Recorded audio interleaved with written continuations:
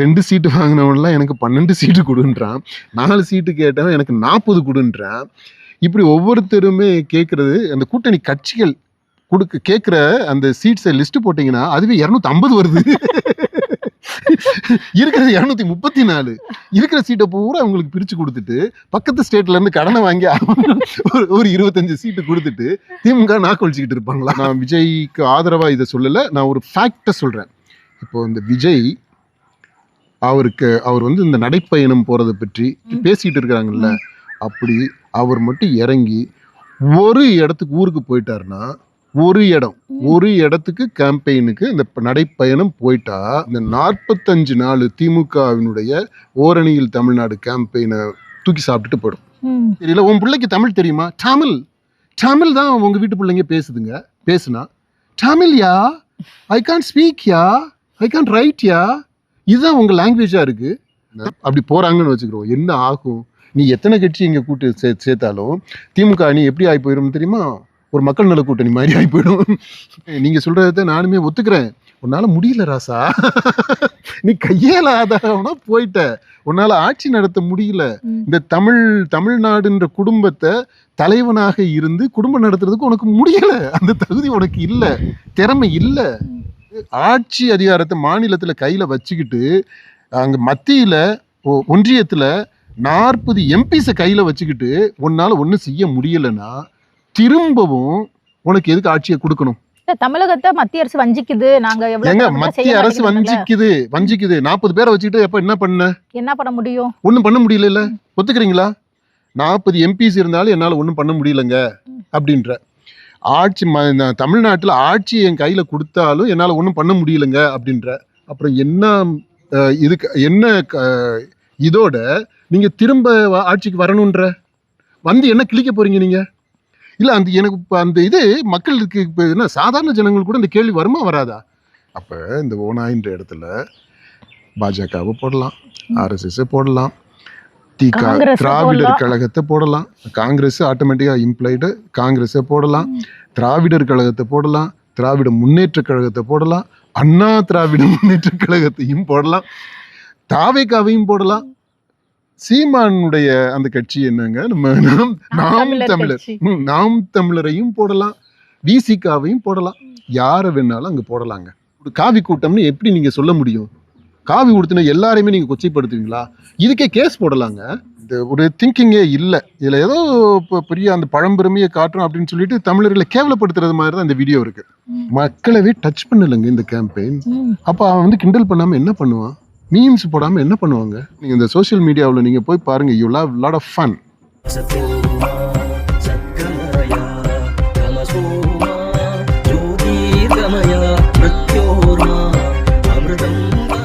இப்போ ஓரணிகள் தமிழ்நாடு அப்படிங்கிற புதிய பரப்புரையை வந்து திமுக சார்பாக வந்து தொடங்கி வச்சிருக்கிறாங்க.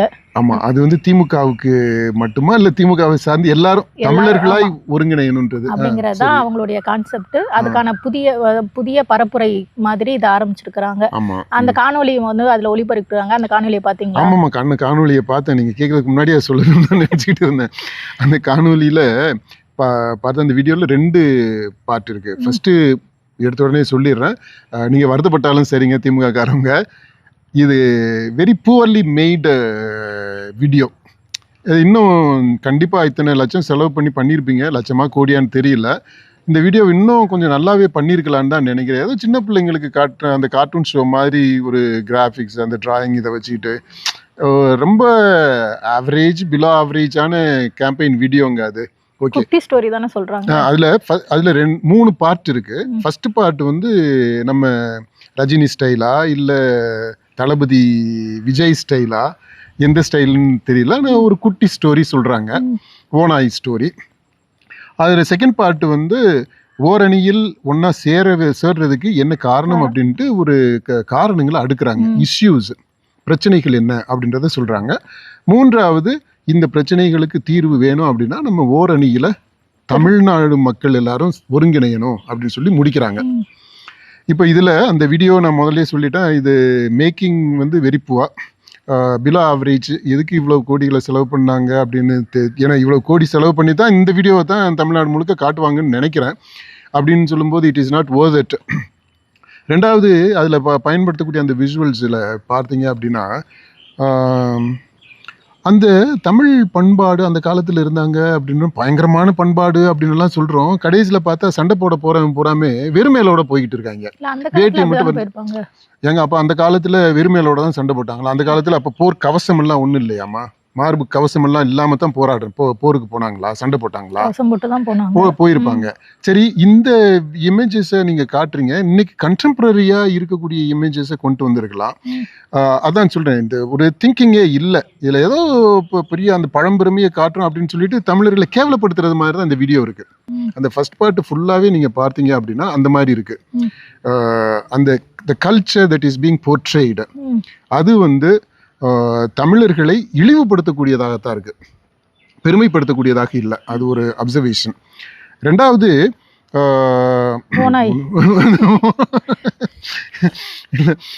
இந்த ஓநாய் காட்டுறாங்கல்ல, அந்த ஓநாய் வந்து என்ன சொல்ல வர்றாங்க அப்படின்னா பாஜக, ஆர்எஸ்எஸ், இந்து மத வெறி அப்படின்னு எல்லாம் சொல்றாங்க. அவங்கள சித்தரிக்கக்கூடியதாக இந்த ஓநாயின்றத மெட்டஃபரா பயன்படுத்துறாங்க.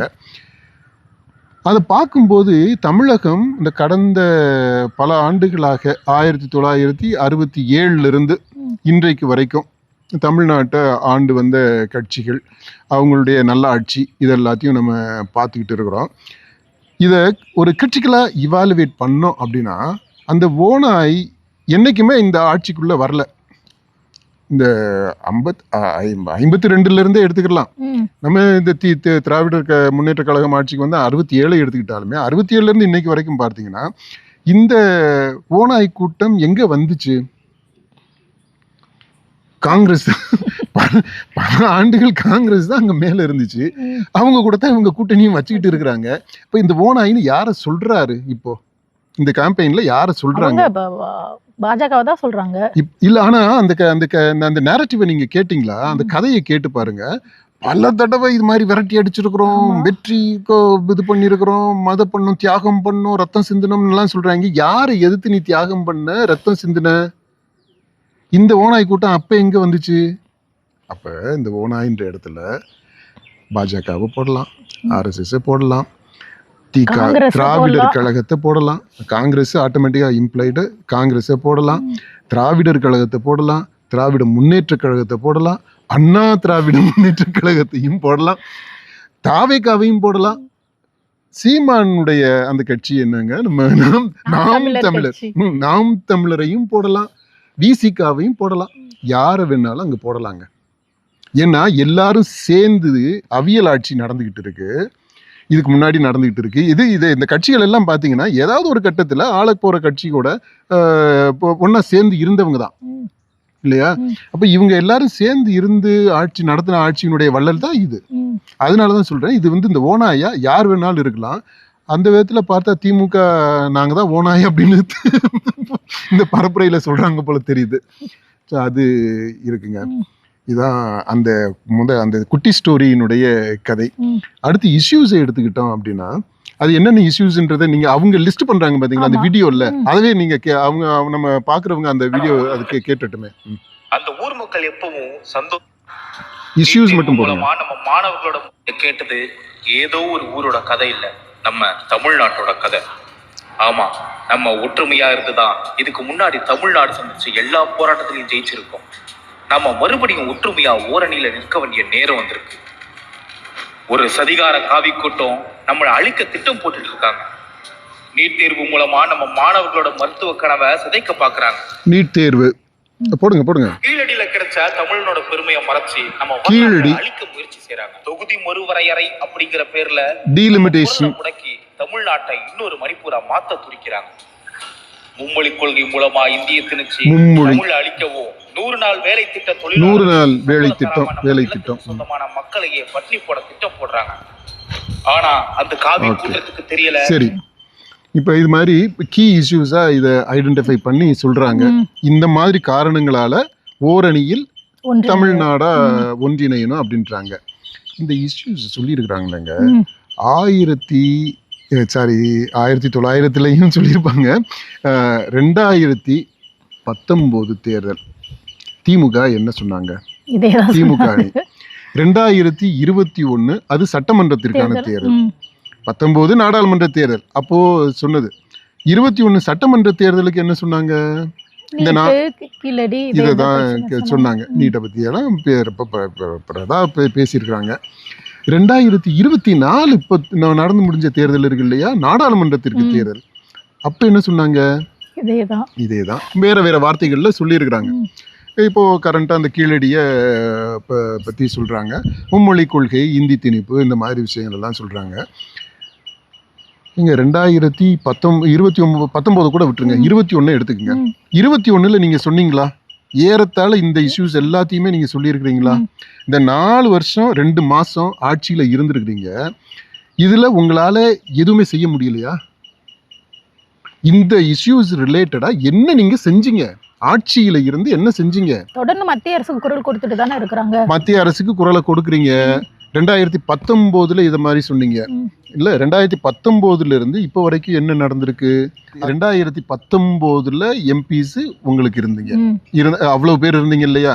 சரி, அதை கூட 2019 கூட விட்டுருங்க. 2024ல 40க்கு 40 அப்படின்னு சொன்னீங்க, பாண்டிச்சேரியை சேர்த்து. தமிழ்நாட்டில் 39ங்க, 39 எம்பிஸ் இருக்கிறாங்க. இந்த 39 எம்பிஸை வச்சு இந்த கடந்த ஒரு வருஷமா என்ன நீங்க செஞ்சீங்க? இல்ல, மக்கள் பிரச்சனையை தொடர்ந்து பேசிட்டு தான் இருக்கிறாங்க. மக்கள் பிரச்சனையை நீங்க பேசுறீங்க. 2019ல பேசுனீங்க, 21ல மக்கள் பிரச்சனையை ஜெயிச்சுட்டு மக்கள் பிரச்சனையை இங்க தமிழ்நாட்டுல உங்க ஆட்சியா. ஆனா பிரச்சனையை பத்தி நீங்க அங்க பேசிக்கிட்டே இருப்பீங்க. இங்க என்ன நீங்க அதுக்கு சொல்யூஷன் என்ன பண்ணியிருக்கிறீங்க? கடன் நிறைய வாங்கியிருக்கீங்க. கடனை வாங்கி அதுக்கு வட்டி கட்டுறதுக்கு கடனை வாங்கி அப்படி போய்கிட்டு இருக்கு. அதை நீங்க செய்யறீங்க. நீங்க சொல்லியிருக்கிற அந்த லிஸ்ட் பண்ற விஷயம் இந்த காணொலியில இவ்வளவுதான் இருக்கு. அந்த முதலமைச்சர் பேசும்போது பாத்தீங்கன்னா அது ஒரு பெரிய லிஸ்டே போடுறாரு. இவ்வளவு பிரச்சனை இருக்குன்றாரு. நடக்கிறது ஓ ஆட்சியா? ஓ ஆட்சியில இவ்வளவு பிரச்சனை இருக்குதுன்ற இதுக்கு என்னதான் நீ தீர்வு கண்ட? 4 வருஷம் 2 மாசம் ஆச்சு, ஒண்ணுமே செய்யல, அல்லது உன்னால ஒன்றும் செய்ய முடியல, கையேலாகாதவன் அப்படின்றத ஒத்துக்க. 24 தேர்தலில் 39 எம்பிஸ் தமிழ்நாட்டில இருந்து வச்சுக்கிட்டு இந்த ஒரு வருஷமா ஒண்ணுமே உன்னால செய்ய முடியல அப்படின்னா என்ன அர்த்தம்? அப்புறம் திரும்ப ஓரணியில் ஒன்னா சேர்ந்து வந்து என்ன பண்ண போறீங்க? எதுக்கு ஓரணியில உனக்கு உன்னால முடியல? 2019ல இருந்து முடியல, சரி, அதை விட்டு 21ல இருந்து ஆட்சி அதிகாரத்தை மாநிலத்துல கையில வச்சுக்கிட்டு அங்க மத்தியில ஒன்றியத்துல 40 எம்பிஸை கையில வச்சுக்கிட்டு உன்னால ஒன்றும் செய்ய முடியலன்னா திரும்பவும் உனக்கு எதுக்கு ஆட்சியை கொடுக்கணும்? தமிழகத்தை மத்திய அரசு வஞ்சிக்குது. மத்திய அரசு வஞ்சிக்குது 40 பேரை வச்சுக்கிட்டு எப்ப என்ன பண்ண முடியும்? ஒன்றும் பண்ண முடியல. ஒத்துக்கிறீங்களா? 40 எம்பிஸ் இருந்தாலும் என்னால ஒன்றும் பண்ண முடியலங்க அப்படின்ற ஆட்சி. தமிழ்நாட்டில் ஆட்சி என் கையில கொடுத்தாலும் என்னால ஒன்றும் பண்ண முடியலங்க அப்படின்ற அப்புறம் என்ன இதுக்கு என்ன இதோட நீங்க திரும்ப ஆட்சிக்கு வரணுன்ற என்ன கிழிக்க போறீங்க நீங்க? இல்ல எனக்கு அந்த இது மக்களுக்கு என்ன சாதாரண ஜனங்கள் கூட இந்த கேள்வி வருமா வராதா? 2019ல இருந்து உன்னால ஒண்ணுமே செய்ய முடியலன்ற மத்திய அரசு, எது கேட்டாலும் மத்திய அரசு, அங்க ஒன்றிய அரசுன்ற அப்போ உன் கையில அதிகாரத்தை கொடுத்து என்னங்க புண்ணியம்? அப்ப வேற ஒருத்தனுக்கு கொடுக்கணும், அப்படித்தானே தோணும். மக்கள் அதான் இப்ப பேசிட்டு இருக்காங்க. உன்னால ஒண்ணுமே முடியல, கையாலாகாதவனா இருக்கிற, இயலாதவனா இருக்கிற, வேஸ்ட், ஆட்சியே வேஸ்ட் அப்படின்னு நீங்க தான் சொல்றீங்க. என்னால ஒன்றும் செய்ய முடியல அப்படின்ற அப்புறம் திரும்ப ஒன்னாவா அப்படின்னா யாரை ஆட்சியில் அமர்த்துறதுக்கு ஒன்னாவான்றீங்க? அப்ப ஸ்டாலின் வேற யாராவது ஆட்சியில் அமர்த்த போறாரா என்ன? திமுக எல்லாரும் ஒன்னா சேர்ந்து ஒருவேளை தாவிகாவுக்காக கேம்பெயின் பண்றாங்களோ என்னவோ தெரியல, இல்ல சீமானுக்காக பிரச்சாரம் பண்றாங்களா, இல்ல வேற யாரும் அடுத்து புதிய தலைமுறை தலைவர் யாரும் வர்றாங்க என்னன்னு தெரியல. அதனால இந்த மாதிரி போய்கிட்டு இருக்குதுங்க. இது திமுக இந்த மாதிரி இந்த கேம்பெயின் இது ஒரு எடுபடாத கேம்பெயினுங்க. அதாவது அவங்களுடைய இயலாமைய மக்கள்கிட்ட போய் தெரியப்படுத்துறது. என்னால முடியல ஆனா எனக்கு ஓட்டு போடு, என்னை திரும்ப ஆட்சியில உட்கார வை, ஏன்னா கண்ணு கட்டிய தூரம் வரைக்கும் எதிரிகளே இல்லைன்றது, அந்த மாதிரி ஒரு கதை உதார் விடுறது. அப்புறம் ஏன்னா 36 வரைக்கும் நம்ம ஆட்சி தானா ஏதோ அப்படி இப்போ ஒரு நம்பரை சொல்லிட்டு அந்த வருஷம் வரைக்குமே திமுக ஆட்சி தான் அப்படின்றது. இதெல்லாம் எதுக்கு உனக்கு ஆட்சியை கொடுக்கணும்? இப்போ கொடுத்து என்ன ஆச்சு? என்னால முடியலைன்னு நீ தான் சொல்ற. திமுக காரவங்க இந்த கூட்டணிக்காரவங்க தானே எல்லாரும் சேர்ந்து தானே சொல்றீங்க. அப்புறம் இதே கூட்டணி உறுதியாக இருக்கு, இதா இருக்கு, அப்படி இருக்கு, இப்படி இருக்கு அப்படின்னு சொல்லிட்டு திரும்ப ஓட்டுக்கு எனக்கு ஓட்டு போடு அப்படின்னா என்ன அர்த்தம்? ஓரணியில ஸ்டாலின் தலைமையில தமிழ்நாடு திரளணும் அப்படின்றதுக்கு என்ன என்ன அவசியம் இருக்கு, அதுக்கு என்ன தகுதி அவருக்கு இருக்கு, என்ன திறமை இருக்கு, என்ன அவருக்கு தகுதியும் திறமையும் இருக்குதுன்னு நிரூபிச்சிருக்கிறாரு, காட்டி இருக்கிறாரு. இந்த 4 வருஷத்துல 4 வருஷம் 2 மாசத்துல நாங்க நல்லாட்சி செஞ்சுட்டு இருக்கிறோங்கிறாங்களா, மக்களுக்கு எவ்வளவோ திட்டங்கள் செஞ்சிருக்கிறோம். அப்புறம் எதுக்குங்க திரும்ப அப்புறம் நீங்க இந்த இஷ்யூஸை கொண்டு வர்றீங்க? இதெல்லாம் நடந்துகிட்டு இருக்கு, மிரட்டிக்கிட்டு இருக்கான், இதனால ஒன்றும் பிரச்சனை இருக்கு, இந்த எதிரியை துரத்தி அடிக்கணும் அப்படின்ற இந்த 4 வருஷம் உன்னால துரத்தி அடிக்க முடியலையா? அது எப்படிப்பா மத்திய அரசு வந்து இவங்க ஆட்சி கவிழ்த்து அதுதாங்க திரும்ப அதே தான் சொல்றேன், அதைத்தான் நானுமே சொல்றேன், நீங்க சொல்றதை நானுமே ஒத்துக்கிறேன். உன்னால முடியல ராசா, நீ கையேலாதவனா போயிட்ட, உன்னால ஆட்சி நடத்த முடியல. இந்த தமிழ்நாடுன்ற குடும்பத்தை தலைவனாக இருந்து குடும்பம் நடத்துறதுக்கு உனக்கு முடியல, அந்த தகுதி உனக்கு இல்ல, திறமை இல்ல. அதனால அது அப்படின்னு நீங்க தான் சொல்றீங்க. நீங்க சொல்ல இந்த கேம்பெயின் மூலமா நீங்க சொல்ல வர்றது அதுதான், ஓரணியில திரள்வோம் அப்படின்னா இது வரைக்கும் என்னால செய்ய முடியலங்க, இனியும் ட்ரை பண்ணுவோம் அப்படின்னு நீங்க சொல்ல வர்றீங்க. மக்கள் என்ன சொல்றாங்க அப்படின்னா, ஏயா ராசா நீ இது வரைக்கும் ஒன்றும் செய்ய முடியல, இந்த மாமன்னர் எல்லாம் வச்சுக்கிட்டு கூட துணைக்கு வச்சுக்கிட்டு கூட ஒன்றும் செய்ய முடியல. பை த வே நல்ல கற்பனை அதை சொல்லிடுவோம். இந்த காணொலியில காட்டுறாங்கல்ல அந்த போர் தளபதி வந்து சட்டை இல்லாம வேட்டியை மட்டும் இந்த வரைஞ்சு கட்டிக்கிட்டு நிக்கிறாரு, கையில ஒரு அம்பு வேலை அம்பை பிடிச்சிக்கிட்டு ஈட்டியை பிடிச்சிக்கிட்டு முன்னாடி லீட் பண்றாரு. அந்த கோலத்துல இந்த மன்னரை நீங்க வச்சு பாருங்க, இல்ல தளபதி இருக்கிறாரு இல்லையா, அந்த தளபதி அந்த கோலத்துல இன்னைக்கு நிக்கிறாரு அப்படின்னா எப்படி இருக்குன்னு பாருங்க. அல்லது தமிழ் இதுக்காக போராடக்கூடிய நம்ம சீமான் அவரை வச்சு பாருங்க எப்படி இருக்கும். அதை தெரியும், அந்த மாதிரியான அந்த இமேஜஸ் அது இது எல்லாமே நீங்கள் பார்த்தீங்கன்னா கிண்டலுக்கு, அதாவது ட்ரோல் மெட்டீரியலாக, மீம்ஸுக்கான மெட்டீரியலாக தான் இந்த கேம்பெயினில் பயன்படுத்தக்கூடிய அவங்க அந்த கேம்பெயின் ஸ்ட்ராட்டஜி ஃபுல்லாகவே அப்படி தான் இருக்குது. இப்போ நம்மளே இவ்வளோ பேச வச்சிருச்சு பார்த்தீங்களா அந்த காணொலி. Simply standing naked in front of the people, so vulnerable, so fragile, so incapable, என்னால் எதுவுமே முடியல அப்படின்னு ஜனங்க முன்னாடி நின்று ஒத்துக்கிறத இந்த கேம்பெயின். அடுத்து பார்த்தீங்கன்னா அதாவது ஜாதி மதம் கட்சி எல்லாத்தையும் தாண்டி ஒவ்வொரு வீடாக சென்று வந்து இந்த கேம்பெயின் பண்ணுறதுக்கான முயற்சி வந்து முன்னெடுத்துருக்குறோம் அப்படின்னு சொல்லி முதலமைச்சர் சொல்கிறாரு. எந்த கட்சி பாகுபாடு இல்லாமல் ஒவ்வொரு வீடாகவும் போக கொஸ்டின்ஸ்லாம் வந்து நிறைய பேர் பண்ணி மக்கள்கிட்ட வந்து கேள்வி கேட்டு பண்ணுவோம். மக்கள்கிட்ட போய் கேள்வி எல்லாம் கேட்டு என்ன பண்ண போறாங்க? சரி எல்லாம் வீடு கொடுத்துருக்காங்களாமா கம்ப்ளைண்ட் பண்றதுக்காக இந்த பரப்பு. எங்க அதாங்க இவங்க பண்றது கட்டஹாசங்க. இது இந்த தேர்தலுக்கு முன்னாடி எதிர்கட்சியா இருக்கும்போது மக்கள்கிட்ட போய் ஊரா போய் வீடா போய் எல்லாத்தையும் கம்ப்ளைண்ட்ஸ் எல்லாம் கொடுங்க அப்படின்னு கலெக்ட் பண்ணாங்கல்ல. இந்த 4 வருஷம் 2 மாசத்துல எதெல்லாம் நிறைவேற்றினாங்க? உடனே இந்த சிஎம் இது போட்டு அந்த கம்ப்ளைண்ட்ஸ் எல்லாம் ப்ராசஸ் பண்றதுக்கு ஒரு சென்டர் ஆக்கும், அப்படி ஆக்கும், இப்படி ஆக்கும், என்ன ஷோ போட்டாங்க. ஏன் 4 வருஷம் 2 மாசத்துல உன்னால என்ன செஞ்சிருந்தீங்கன்னா, நீ அந்த கம்ப்ளைண்ட்ஸ் எல்லாம் ரெஸ்பாண்ட் பண்ணியிருந்தீங்கன்னா, நீங்க சொன்ன வாக்குறுதிகள்லாம் நிறைவேற்றணும் அப்படின்னு வர சொல்லிக்கிறாங்க. இவ்வளவு செஞ்சோம், அப்புறம் எதுக்குங்க திரும்ப போய் பிரச்சனை வருது உங்களுக்கு? வீடா போய் பிரச்சனை எழுதி கூட அப்படின்னு கேட்டேன்னா, அதாவது நாங்கள் கையேலாத ஆட்சி பண்ணிட்டோங்க, நாங்கள் ஒன்றும் செய்யாமல் விட்டுட்டோம், நீ என்னை திட்டு அப்படின்னு சொல்லி வீடா போய் என்னை திட்டுன்னு கேட்குறாங்களா என்ன? வீட்டுக்கு போனோடனே ரொம்ப மாலை மரியாதையாக வரவேற்பாங்களா? யார் எதிர்கட்சின்னு போனா எதிர்கட்சி திட்டத்தான் செய்வான். ஆளுங்கட்சிக்காரன் அவனுக்கு மட்டும் அவ்வளவுக்கு கொள்ளையடிச்சிருக்கிறான், நமக்கு ஒன்றும் வாய்ப்பு கிடைக்கல அப்படின்ட்டு அந்த பொறாமையில இருப்பான். அதில் அது ஒரு பாயிண்ட்டுங்க. இவங்க கட்சி தொண்டர்கள்லாம் போய் கட்சியை கடந்து எல்லா மக்களையும் சந்திச்சு அவங்களுடைய பிரச்சனைகள் என்னன்னு கேட்டு தீர்க்கணும். அடுத்து தமிழர்களா ஒருங்கிணைக்கிறதுக்கு அது நல்ல விஷயம். இவர் என்ன பண்றாரு? சிஎம் அவர் போய் சந்திக்க போறது யார? கட்சி நிர்வாகிகளை சந்திப்பார். இவர் திமுக காரரா போவாராம். திமுக காரன் எல்லாம் அதிமுக காரனாகவும் திமுக காரனாகவும் போய் பார்ப்பானா.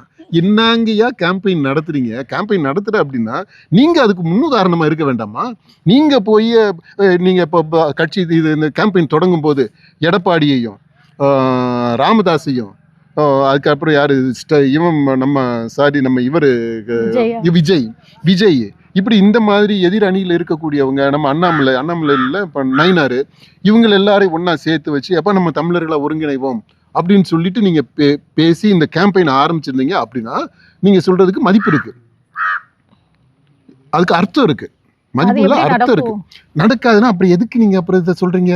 நீங்க செய்ய மாட்டீங்க, அவன் தொண்டர்கள் போய் அடி வாங்கிட்டு வருவானா? அடி வாங்கினா நீங்க சேஃபா அப்ளை பண்ணிக்கிறீங்களா?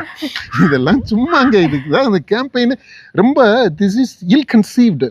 அதாவது ஒரு முறையா இதை இது பண்ணலை. நான் என்ன நினைக்கிறேன், அவசரப்பட்டு இவங்க செய்கிறாங்க. இந்த இப்போ வந்து தம்பி இது கேம்பெயின் பிரச்சார பயணத்தை ஆரம்பிக்க போகிறோம் அப்படின்றாப்புல.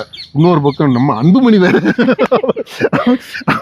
அவர் பிரச்சாரம் பண்ணணும்னு அவர் ஒரு பயணத்தை ஆரம்பிக்கணுன்றார். இப்போ வெளிக்கு அங்கங்கே ஆட்கள்லாம் பிரச்சார பயணத்தை ஆரம்பிக்கிறாங்க அப்படின்னா இது எங்கேயாவது போய் முடிஞ்சிடும். அதனால எல்லாருக்கும் முந்தி நம்ம ஒரு பிரச்சாரத்தை தொடங்கிடுவோம் அப்படின்னு சொல்லிட்டு 45 நாள் வர கெடு வச்சிருக்கிறாங்க. ஆமா, 45 நாள் கெடுவில் நீங்க பாருங்க. அதான் எல்லா இடத்துலையும் போய் அவமானப்பட போறாங்க. அது இன்றைக்கு தேவை இல்லை. தமிழ்நாடு அவங்களே சொல்றாங்க இல்லையா, ஒரு வீடு வீடா போனா அவங்கள்ட்ட பிரச்சனை என்னவா சொல்லுவாங்க? மும்மொழி கொள்கையை பத்தி சொல்ல போறாங்களா? நீட்டை பத்தி பிரச்சனை சொல்லுவாங்களா? நீட்டு பிரச்சனை நம்ம ஏற்கனவே சொல்லிட்டோம். தாவேகா தலைவர் வேற சொல்லிட்டாரு, நீட்டெல்லாம் கடந்து வந்துடணும் அப்படின்னு நம்ம அவர் சொல்லிட்டாரு. பாஜக அதுல இருக்காங்க, பாஜக தான் இவங்களுக்கு எதிரியாச்சு, ஓனாய் ஆயிடுச்சு. சரி, அதை விட்டுருவோம். மற்றவங்க எல்லாருமே அதை சொல்லி இருக்கிறாங்க, கடந்து போயிட்டாங்க. இவங்க வீட்டு பிள்ளைங்களே அதை கடந்து போயிட்டாங்க. திமுக காரவங்க வீட்டு பிள்ளைங்களே நீட்டெல்லாம் கடந்து போயிட்டாங்க. அது திமுக காரவங்க அந்த பெரிய இடத்துல இருக்கக்கூடிய அந்த அதிகாரிகள், அந்த ஆபீஸ் பேரர்ஸ் எல்லாம் இருக்கிறாங்கல்ல, நிர்வாகிகள், அவங்களுக்கு எல்லாத்துக்கும் 100 நாள் வேலை திட்டத்துக்கு அதுக்கும் சம்மந்தமே இல்லை. ஏன்னா கமிஷன் வாங்குறதுக்கு வேணா இந்த 100 நாள் வேலை திட்டம் தேவைப்படலாம் அவங்களுக்கு, மற்றபடி ஒன்றும் இல்லை. அதில் நீங்கள் மும்மொழி கொள்கைன்றது சம்பந்தமே கிடையாது அவங்களுக்கு. எந்த திமுக நிர்வாகிக்கும் சேலஞ்சுங்க. அவங்க வந்து ஒயிட் பேப்பர் கொடுக்கட்டும். திமுக காரவங்க, திமுக நிர்வாகிகள், திமுகவில் இருக்கக்கூடிய அந்த பதவியில் இருக்கக்கூடிய அந்த மக்கள் பிரதிநிதிகள், வார்டு கவுன்சிலில் இருந்து எடுத்துக்கங்க, எத்தனை பேர் அவங்க பிள்ளைங்களை மும்மொழி கொள்கை அல்லாத இருமொழி கொள்கை நடைபெறக்கூடிய, அரசால் நடத்தக்கூடிய அல்லது அரசு உதவி பெறக்கூடிய தமிழ் வழி பள்ளியில் படிக்க வைக்கிறாங்கன்னு சொல்லுங்க பார்ப்போம். நேரடியான கேள்விங்க. Challenge, real challenge. நீங்கள் வந்து ப்ரூவ் பண்ணிட்டீங்க அப்படின்னா நான் அதனுடைய கான்சிக்வன்சஸ் ஏற்றுக்கிறதுக்கு ரெடியாக இருக்கிறேன். ஒரு ஆளை நீங்கள் காட்டுங்க பார்ப்போம். கவர்மெண்ட் ஸ்கூலில் என் பிள்ளைய படிக்க வைக்கிறேன்னு ஒரு கவுன்சிலர் சொல்லட்டுங்க. அவங்களுக்கும் அப்போ மும்மொழி கொள்கைன்றது யாருக்கு? மும்மொழி கொள்கையை பற்றி நீ பேசுகிற? எதிர்ப்புன்ற இருமொழி கொள்கை யார் மேலே திணிக்க பார்க்குறீங்க? இங்கிலீஷ் எனக்கு எதுக்குங்க? தமிழை ஒழுங்காக சொல்லித்தர மாட்டேன்றீங்க.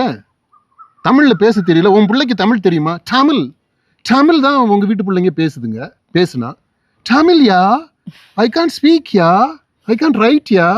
இதுதான் உங்கள் லாங்குவேஜாக இருக்குது. தமிழுக்கு நீங்கள் கொடுக்குற லட்சணம் அது. அதை நீங்கள் தூக்கி என் பிள்ளை பாரு எவ்வளோ அழகாக தமிழ் பேசுது அப்படின்னு நீ கொஞ்சிக்கிற. அதாவது இந்த கவுண்டமணி ஜோக்கு ஒன்று வரும் தெரியுமா, அது பார்த்துருப்பீங்க. ஸோ அந்த மாதிரி தான் இது. இவங்க எல்லாமே பித்தலாட்டங்க. அதனால இந்த பிரச்சனைகள் லிஸ்ட் அவுட் பண்ணியிருக்கிறது எதுவுமே இன்னைக்கு தமிழ்நாட்டு மக்களுடைய பிரச்சனை இல்லை. இந்த 100 நாள் வேலை திட்டம் மட்டும்தான் அது அடித்தட்டு மக்களுடைய பிரச்சனையாக இருக்கு. மற்ற எதுவுமே அவங்கள பாதிக்கக்கூடியது கிடையாது. இதை வச்சுக்கிட்டு நீங்க மேட்டுக்குடி பிரச்சனைங்க, மேட்டுக்குடி அரசியல் இது. இதை பாஜக எதிர்ப்புன்னு இங்க எதுக்கு கொண்டு வர்ற? பாஜக எப்படி எதிரியோ அது ஓனாய் வரட்டணும் அப்படி இப்படின்றீங்க. அவங்க கூட தான், அந்த ஓனாய் கூட தான் நீ கொஞ்சம் குழாவிக்கிட்டு இருந்தீங்க. 2001 தேர்தலில் திமுக யாரு கூட, நான் சட்டமன்ற தேர்தலுக்குங்க நான் பேசுறது, நாடாளுமன்ற தேர்தல் இல்லை, அது பண்ணாங்க 98, 99. நான் சொல்றது சட்டமன்ற தேர்தல். தமிழ்நாட்டுல சட்டமன்ற தேர்தலுக்கு 2001 யாரு கூட அலையன்ஸ் வச்சிங்க? திமுக,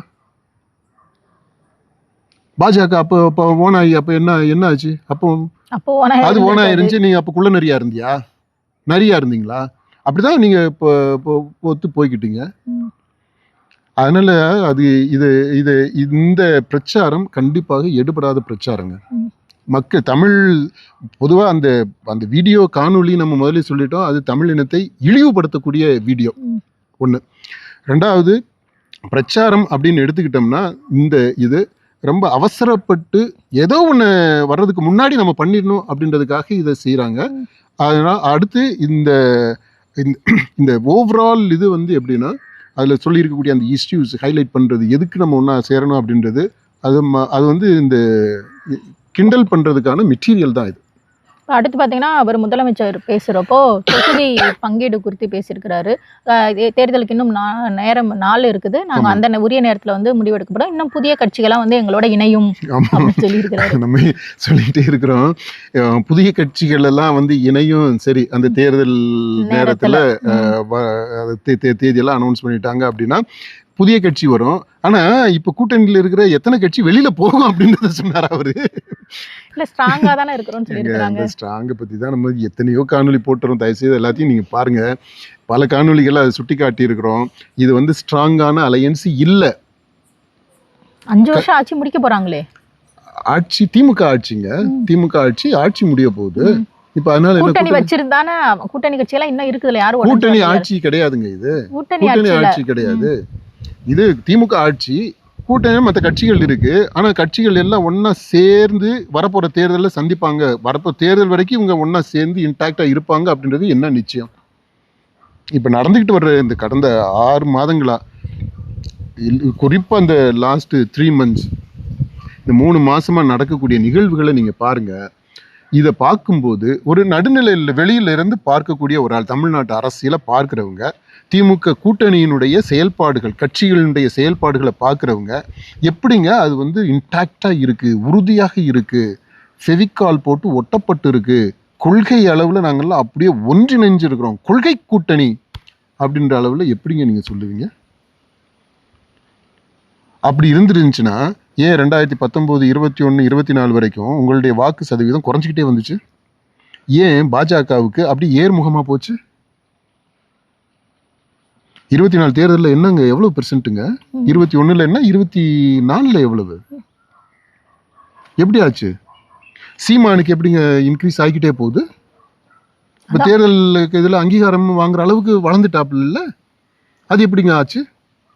அப்போ என்ன நடக்குது? அப்போ திமுக கூட்டணி உள்ள வந்து உளுத்து போயிடுச்சு, கலகலத்து போய் கிடக்கு, எப்போ வேணாலும் நொறுங்கலாம். அப்படி நிலவரத்தில் தான் இருக்கு அது. அதனால இந்த அணியிலிருந்து கட்சிகள் போகாது அப்படின்றதுக்கு உத்தரவாதம் கிடையாது, போக மாட்டாங்க அப்படின்னு சொல்ல முடியாது. புதிய கட்சிகள் வரலாம், புதிய கட்சிகள் இங்கே வருது, அப்படி வந்து சேர்ந்த உடனே இது ஸ்ட்ராங் ஆயிரும். எப்படி நீங்கள் சொல்லுவீங்க? சரிப்பா, இந்த இப்போ இருக்கிற கட்சி எல்லாமே இருக்குது, ப்ளஸ் புதிய கட்சியும் வருது. இப்போ இங்கே இருக்கிறவனே எனக்கு வந்து 2 சீட்டு வாங்கினவன்லாம் எனக்கு 12 சீட்டு கொடுன்றான், 4 சீட்டு கேட்டவன் எனக்கு 40 கொடுன்றான். இப்படி ஒவ்வொருத்தருமே கேட்குறது, அந்த கூட்டணி கட்சிகள் கேட்குற அந்த சீட்ஸை லிஸ்ட்டு போட்டிங்கன்னா அதுவே 250 வருது. இருக்கிறது 234, இருக்கிற சீட்டை பூரா அவங்களுக்கு பிரிச்சு கொடுத்துட்டு பக்கத்து ஸ்டேட்ல இருந்து கடனை வாங்கி ஒரு 25 சீட்டு கொடுத்துட்டு திமுக நாக்கொழிச்சுக்கிட்டு இருப்பாங்களா? பணத்தை கொடுப்பாங்க. திமுக காரங்க எங்க போய் நிப்பாங்க? அப்படி எப்படி இவங்க ஆட்சி வரும்? என்ன பேச்சு பேசுறாங்க எப்படிங்க? இதை போய் சரி, இது ஒரு பக்கம். இவங்க அணி வந்து இன்டாக்டா இருக்கு. இப்போ எதிரில் அந்த அணி வலு சேராமல் போயிடும் அப்படின்ட்டு எந்த இதை வச்சு சொல்கிறீங்க? இப்போ பாஜக அதிமுக இருக்குங்க, அது 2 மட்டும்தான் இருக்குமா? ஏன் அதுவே உடையாடா? கடைசி நேரத்தில் அந்த பேச்சு ஓடிட்டு தானே இருக்கு. இங்கே வந்து இன்டாக்டாக புதிய கட்சியெல்லாம் வருது, இது வலுவாகுது அப்படின்றீங்கல்ல, அதே லாஜிக்கு இங்கே அப்ளை பண்ணலாமா? அந்த காரணத்தை இருக்கு. தாவேகா இருக்கு, அவர் தாவேகா ஏன் தனியாக போகணும்? ஏன் ஆமாம், அவர் பாஜக அதிமுக கூட்டணியில் போய் சேர்ந்தாருன்னா என்ன ஆகும்? சீமான வந்து இருக்காரு, அவருடைய கொள்கைகள் கோட்பாடுகள்லாம் பார்த்தீங்கன்னா பல சமயங்களில் அப்படியே RSS சித்தாந்த அப்படி தளவி அப்படி போகிறது மாதிரி இருக்கும். மென்மையான காவி முலாம் பூசிய தங்க முலாம் அது பார்த்தீங்கன்னா அதனுடைய அடுத்த கட்டம் காவி ஆகிடும். ஸோ தமிழ் தங்க முலாம் பூசிய அந்த சீமானிய கட்சி இருக்குது, அவங்க அங்கே போக மாட்டாங்களா என்ன? அப்படி போகிறாங்கன்னு வச்சுக்கிறோம், என்ன ஆகும்? நீ எத்தனை கட்சி இங்கே கூட்டு சேர்த்தாலும் திமுக அணி எப்படி ஆகி போயிடும் தெரியுமா? ஒரு மக்கள் நல கூட்டணி மாதிரி ஆகி போயிடும். இங்க இப்படி இங்க சேர்ந்துட்டா சேர்ந்துட்டா. இங்க சேர்ந்துட்டா நீ எத்தனை கட்சியை சேர்த்துக்கிட்டாலும் அது ஒரு மக்கள் நல கூட்டணி மாதிரி ஆகி போயிடும். அதுக்கான சாத்தியங்கள் இருக்கு. ம். அதனால ரொம்பவும் பெருசாவெல்லாம் இப்ப பேசக்கூடாதுங்க. இது நம்ம எப்படி காமெடி பண்றதுக்கு வேணா ஓகே, ம். அப்படிதான் பண்ணலாம். அது மாதிரிதான் இந்த கேம்பெயினே தமிழ் ஒரு ஓரணியில் தமிழ்நாடு தமிழ்நாடா ஒன்றா சேருவோம் அப்படின்றதுமே ஒரு காமெடி தான். இந்த காமெடிக்கு காமெடி இல்லை, ஒரு கேம்பெயினே வச்சுக்கிறோம். தேர்தல் பரப்புரை இப்போ அட்வான்ஸாக தொடங்க இந்த பரப்புரை இருக்குது இல்லையா, ம். இந்த பரப்புரை இவ்வளோ செலவு பண்ணி பண்ணுறாங்கல்ல, இது திஸ் இஸ் நோ எக்ஸாஜரேஷன், இது மிகைப்படுத்தல் இல்லைங்க, இது நடக்கக்கூடியது தான். விஜய் மட்டும் ம். நான் தாவேக்காவுக்கு எவ்வளவு தூரம் கடுமையாக தாவேக்காவை கிரிட்டிசைஸ் பண்ணுறேன் அப்படின்றது உங்களுக்கு தெரியும். அதனால் இப்போ நான் விஜய்க்கு ஆதரவாக இதை சொல்லலை, நான் ஒரு ஃபேக்டை சொல்கிறேன். இப்போ இந்த விஜய் அவர் வந்து இந்த நடைப்பயணம் போகிறத பற்றி, இல்லை பயணம் போகிறத பற்றி, ஊர் ஊராக போகிறத பற்றி, அல்லது மக்களை சந்திக்கிறதுக்கு நேரடியாக களத்தில் இறங்குறத பற்றி பேசிகிட்டு இருக்கிறாங்கல்ல, அப்படி அவர் மட்டும் இறங்கி ஒரு இடத்துக்கு ஊருக்கு போயிட்டாருன்னா, ஒரு இடத்துக்கு கேம்பெயினுக்கு இந்த நடைப்பயணம் போயிட்டா, இந்த 45 நாளா இது ஒரு மண்டலம். அதுவுமே நீங்க பாருங்க, இந்த 45 நாள்ன்றது ஒரு மண்டல கணக்கு கொண்டு வர்றாங்க. எல்லாமே ஜோசியக்காரங்களை பார்த்து விசாரிச்சு என்னைக்கு ஆரம்பிக்கிறது, எப்போ முடிக்கிறது, எத்தனை நாள் நடக்கணும் அப்படின்றது எல்லாமே கேட்டுட்டு தான் இந்த திராவிட பகுத்தறிவு இந்த கேம்பெயின் நடக்குது. இந்த விஜய் மட்டும் நடத்தினா அந்த ஒரு நாள் ஒரு இடத்துல நடக்கிற சந்திப்பு இந்த 45 நாள் திமுகவினுடைய ஓரணியில் தமிழ்நாடு கேம்பெயினை தூக்கி சாப்பிட்டுட்டு போயிடும். ம். அதை தாண்டி போயிடும். ஒரே நாள் ஒரு இடம். அதுதான் நிலவரம். இந்த கேம்பெயினுடைய நிலவரம் அது. விஜயினுடைய ஸ்ட்ரென்த் அது. ம். இப்போ அடுத்து வந்து இந்த பரப்புரை வந்து திமுகவுக்கு வரக்கூடிய தேர்தலை கை கொடுக்குமா? அதான் இந்த பரப்புரை தான் காமெடின்னு நம்ம சொல்லிட்டோமே. இந்த பரப்புரை வந்து திமுகவுக்கு எகென்ஸ்டாக தான் வேலை செய்யுது. இப்போ இவங்க இந்த இதுவே நேரம் சரியில்லை, இல் கன்சீவ்டு. முதல்ல இது அந்த கன்சீவ் பண்ணது அந்த இதுவே சரியா முறையாக இல்லை. அடுத்து இந்த நேரம் அதற்கான உகந்த நேரம் இல்லை. அது நடத்துகிற விதமும் சரியில்லை. அவங்க பாருங்க, அந்த ஆட்சி இன்னைக்கு அவங்க வந்து முதல்வர் அந்த பிரச்சாரத்தை தொடங்கி வைக்கிறாரு. அன்னைக்கு டிவியில் என்ன ஓடிக்கிட்டு இருந்துச்சு பார்த்தீங்களா? என்ன ஓடிக்கிட்டு இருந்துச்சு? அஜித்குமார் மரணம், லாக்அப் மரணம். லாக்அப்ல அடிச்சு கொன்னதை பற்றி தான் எல்லா தொலைக்காட்சிகள்லையும் செய்தி ஓடிக்கிட்டு இருக்கு, லைவ் செய்தி. அதில் ஏதோ ஒரு போகிற போக்கில் முதலமைச்சருடைய நிகழ்வு அது இடையில வந்துட்டு போகுது. ஆனால் மெயினாக ஓடிக்கிட்டு இருக்கிறது தமிழக அத்தனை மக்களுடைய ஒட்டுமொத்த கவனத்தையும் ஈர்க்கக்கூடிய செய்தி அதுவாக இருக்கு. அதுதான் தமிழ்நாடுங்க. இதில் இந்த விஷயம் இவங்க சொல்கிற அந்த காணொலியில் எங்கேயாவது வந்திருக்கா? முதல்வர் லிஸ்ட் பண்ணதில் இதாக வந்திருக்கா? 2020 நடந்தது அந்த படுகொலை, லாக்அப்ல நடந்த மரணம், இந்த ஜெயராஜ் சாத்தான்குளத்துல ஜெயராஜ் அப்பம் புள்ள ஜெயராஜ் பெனிக்ஸ் அவங்க அடிச்சு கொண்டாங்க. அது எவ்வளவு பாலியல் அத்துமீறலோட நடந்தது. அதுக்கே ஒன்றும் நடக்கலைங்க. இது திமுக ஆட்சி தானே நடந்துகிட்டு இருக்கு. இவங்க நினைச்சிருந்தா அதை ஸ்பீடப் பண்ணிருக்கலாம் இல்லையா, நீதி கிடைக்க வச்சிருக்கலாம் இல்லையா? அதுவே நடக்கல. இந்த திமுக ஆட்சியில மட்டும் 24 லாக்அப் மரணங்கள் நடந்திருக்கு. ஆமா, இந்த லாக்அப் மரணங்கள் திமுக ஆட்சியில நடந்திருக்கு. அதுக்கு முன்னாடி அதிமுக ஆட்சியிலையும் தொடர்ந்து லாக்அப் மரணம் அப்படின்றது ஒரு தொடர்கதை. அது வேற ஒரு டைனாமிக்ஸ். அதுல பாவம் இந்த காவலர்களை நம்ம குறை சொல்றது மாதிரி இல்லை. நம்ம இந்த லாக்அப் மரணங்கள் இதுக்கு எல்லாத்துக்குமே இதுக்கு காரணம் அது வேற ஒரு இதுங்க. அதுக்கு ஏன்னா காவலர்களை பற்றி நம்ம சரியான விதத்துல புரிஞ்சுக்கிறணும். அவங்களுக்கு இருக்கக்கூடிய அந்த ஸ்ட்ரெஸ், ஏன் அந்த மன அழுத்தம் இருக்குது பார்த்தீங்களா, ஏன் அந்த மன அழுத்தத்துக்கு ஆளாகிறாங்க, இவ்வளவு மிருகத்தனமா நடந்துக்கிறாங்க அப்படின்னு நம்ம சொல்றாங்க இல்லையா, அந்த அளவிற்கு அவங்களை எது உந்தி தள்ளுது. அப்படிப்பட்ட ஒர்க் என்வாயரன்மெண்ட் இருக்குதுங்க இப்போ போலீஸ் ஸ்டேஷனில் அப்படி இருக்கு.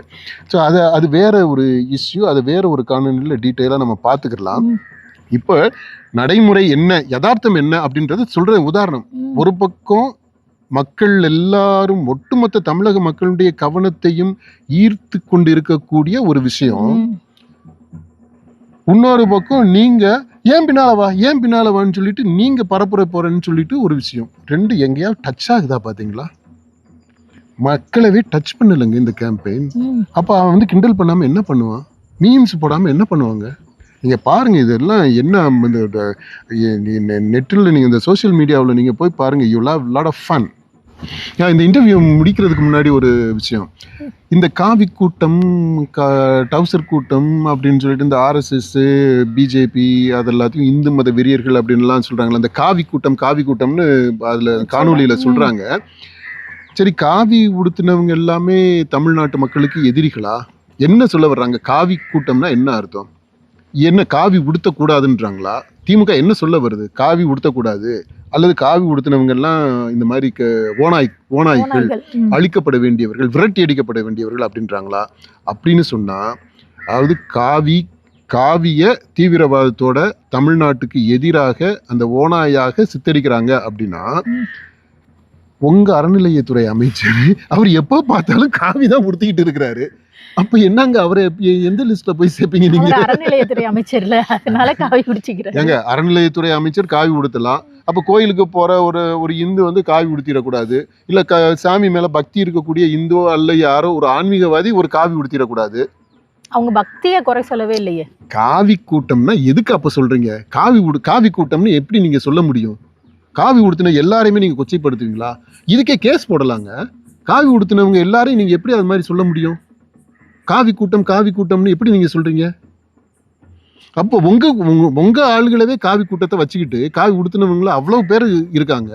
அவ்வளவு பேர் பொட்டு வச்சுக்கிறாங்க, குங்குமம் வச்சுக்கிறாங்க, திண்ணூறு பூசிக்கிறாங்க, கோயிலா போய் இறங்குறாங்க, அன்னதானம் பண்றாங்க.